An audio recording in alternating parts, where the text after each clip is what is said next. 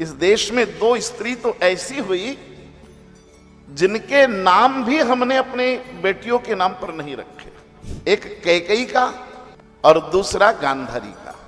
टूटी बोरी में इतनी माताएं मेरे सामने बैठी हैं, बोलिए आपके परिवार में किसी का नाम कैकेयी है क्या?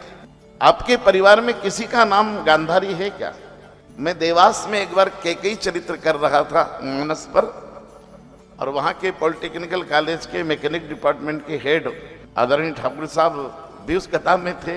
तो वो मुझ पे बहुत नाराज हुए, बोले पंडित जी कैकेयी की इतनी निंदा नहीं सुन सकता मैं। मैंने कहा मैं भी नहीं करता, उनकी प्रशंसा तो भगवान राम ने की है, और आप कहो तो मैं कैकेयी की मूर्ति बनाकर रोज पूजा करूं। मैंने कहा लेकिन प्रोफेसर साहब मेरी एक रिक्वेस्ट मानेंगे आप? बोले क्या? मैंने कहा आपकी पोती है ना 10 वर्ष की? बोले हाँ। मैंने कहा उसका नाम कैकेयी रख लो, मैं रोज कैकेयी की जय बोलो करूंगा रामचरितमानस। बोले पंडित जी ये नहीं हो सकता। तो मैंने कहा फिर हमसे भी नहीं हो सकता, ज्यादा उम्मीद हमसे भी मत कीजिए। कोई कैकेयी के कितने भी पक्ष में हो, लेकिन आज भी हिम्मत नहीं कर पा रहा अपनी बेटी का नाम कैकेयी रखने की। कैकेयी के पक्षकार बहुत मिले मुझे राम कथा करते करते। मैं उनको प्रार्थना करता हूं कि आपको कैकेयी इतनी अच्छी लगती है तो बस अपने परिवार में किसी बेटी का नाम कैकेयी रख लो आप। कैकेयी बहुत वंदनीय, बहुत पक्षों में, मैं भी उस पर नहीं जा रहा हूं, लेकिन नाम क्यों नहीं रखा गया बस उस पर चलिएगा, तो उस पर विचार कर लीजिएगा। तो ये जो कथा है भागवत शिव पुराण की बहुत ठीक से समझ में आ जाएगी। आइए समझे इसको। आपने कभी किसी मुर्गी को अंडा सेते देखा है? बुट्टी बोरी सावधानी से सुनना। मेरा भाग्य है कि आज विराट समुदाय मेरे सामने है, और ये बहुत क्रीम लोग बैठे हैं बुट्टी बोरी के, क्रीम हैं। मैं तो आइस हूं, बस आइस को क्रीम मिल गई है तो आज आइसक्रीम बन जाएगी, चिंता मत करना। हाँ आइस का कुछ नहीं यार, हम तो केवल आइस हैं, और सामने पूरा बुट्टी बोरी का क्रीम बैठा है, तो आइस से क्रीम बन मिल जाए तो आइसक्रीम तो हो ही जाएगी।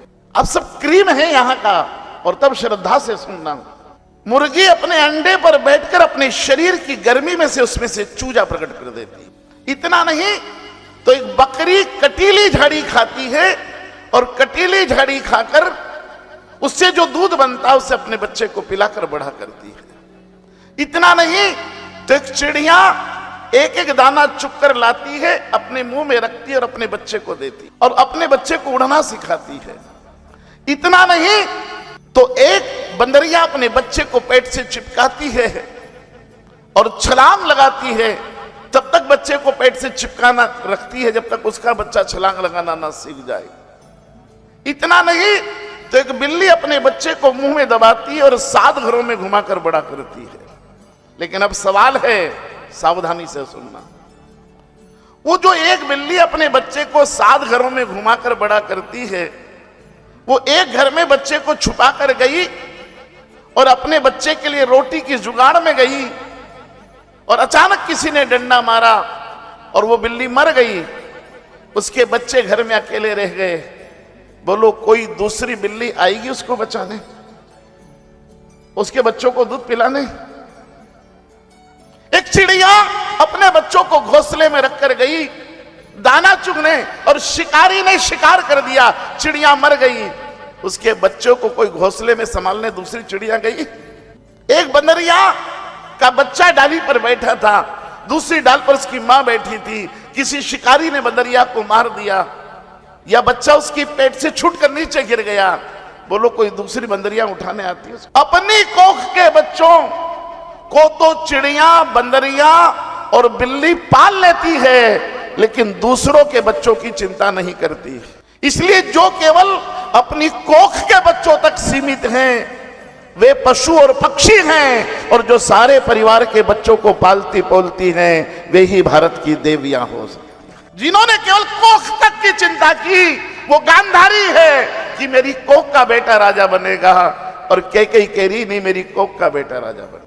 जिनका चिंतन केवल कोख तक रहा, कुल तक नहीं पहुंच पाया, वो दोनों स्त्रियों का नाम भारत की नामावली से हटा दिया गया। इसलिए इन देवियों ने कोख की नहीं पूरे कुल की चिंता की, इसलिए पूजनीय है। जेठ का बेटा हो कि देवर का बेटा हो, यहां तो अनेक माताएं बैठी होगी जिन्होंने ननंद के बच्चों को पढ़ाया होगा। इस देश में कितने भानेज अपने मामा के घर पड़े हैं, इस देश में कितने भतीजे अपनी बुआ के घर पड़े हैं। ये देश है साहब जिसने कोख की नहीं पूरे कुल की चिंता की है। इसलिए जहां कोख की चिंता ना हो, पूरे कुल की चिंता हो, कोख से केवल जननी बना जाता है और कुल की चिंता किया जाए तो मां बना जाता है। यही जननी और मां के बीच का अंतर है।